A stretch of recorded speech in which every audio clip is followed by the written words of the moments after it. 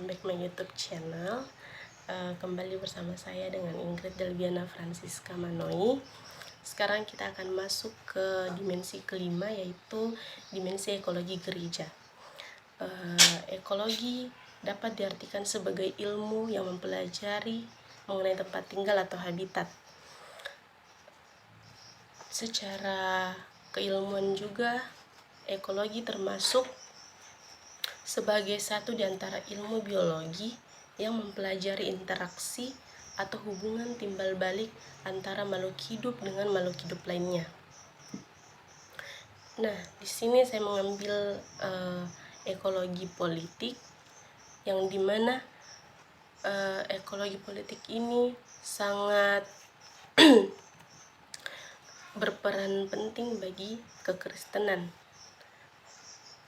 Saya akan menjelaskan bahwa keberadaan agama di dalam sebuah negara akan menemui dua pilihan, yaitu berdampak atau tidak berdampak. Artinya, agama akan selalu menghadapi pengambilan keputusan untuk berpartisipasi secara aktif atau bersikap pasif terhadap atau di dalam negara tersebut. Kondisi ini muncul karena agama berada di dalam sebuah ruang lingkup yang lebih luas dari dirinya sendiri, yakni ruang publik. Ruang itulah yang mempertemukan komunitas agama termasuk gereja dengan komunitas Kristen, dengan seluruh individu dan paham di luar gereja yang memiliki sedikit banyak perbedaan dengannya. Pada situasi tersebut, gereja perlu untuk memberikan respon agar tidak tersaing atau bahkan menjadi lawan dari seluruh hal yang berada di luar dirinya sendiri. Masalah akan muncul apabila gereja sebagai wujud organik dari agama justru memilih untuk tidak memberikan respon dalam ruang publik, salah satunya politik.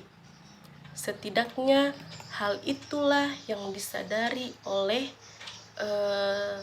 Julianus Mojau, bahwa kebanyakan umat Kristen di Indonesia menuntut gereja untuk bersikap netral dalam politik.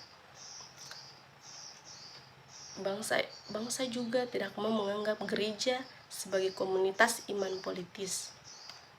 Nah, di sini gereja seolah-olah tidak memiliki nilai politis dan membuatnya justru semakin sulit untuk berdampak terhadap persoalan-persoalan sosial. Namun, apakah benar bahwa gereja tidak politis sehingga gereja dilarang untuk bersikap dalam lingkup politik praktis? Nah, melalui artikel ini, saya akan membuktikan bahwa keterlibatan politis dari gereja merupakan wujud eksistensi kekristenan kontemporer di dalam ruang publik, yang juga termasuk bentuk keterlibatan gereja dalam karya Missio Dei. Nah, di sini saya akan menjelaskan juga bahwa menurut Habermas, politik menjadi sebuah proses komunikasi dan pembentukan opini dalam ruang publik. Ketika ia membicarakan tentang berpraktik di dalam negara, politik juga merupakan perwujudan pengetahuan yang baik tentang kehidupan oleh warga negara untuk dilakukan dalam ruang publik.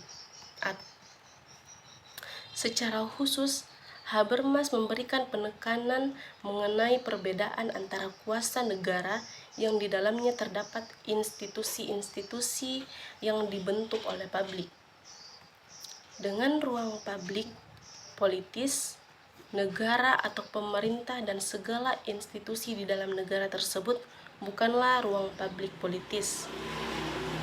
Setiap warga negara ini memiliki peran untuk terlibat dalam negara atau ruang publik politis karena berpotensi untuk membangun sebuah kehidupan yang lebih baik, meskipun juga berpotensi sebaliknya. Namun hal tersebut hanya dapat diwujudkan apabila setiap warga negara terlibat dengan membawa pengetahuan yang tepat tentang kodrat manusia, termasuk berelasi dengan sesama warga negara. Artinya, setiap warga negara ini perlu mendapatkan pembinaan atau persiapan agar mereka memiliki modal untuk menjadi agen-agen komunikasi yang memperjuangkan kebaikan bersama sebagai sebuah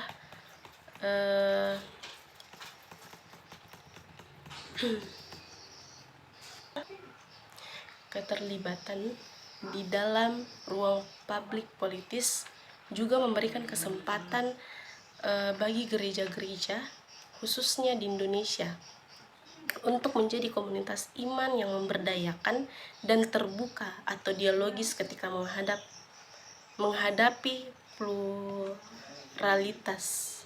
Nah, di sini seluruh umat Kristen perlu menyadari bahwa sebagai komunitas iman yang telah diberdayakan oleh Allah, mereka juga memiliki tanggung jawab sekaligus potensi pemberdayaan yang mampu melakukan perubahan dalam setiap aspek kehidupan di mana mereka hadir.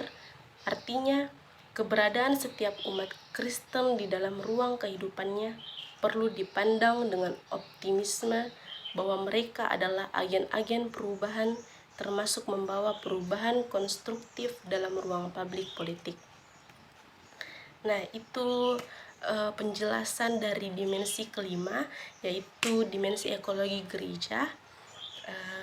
Untuk dimensi selanjutnya, tetap tonton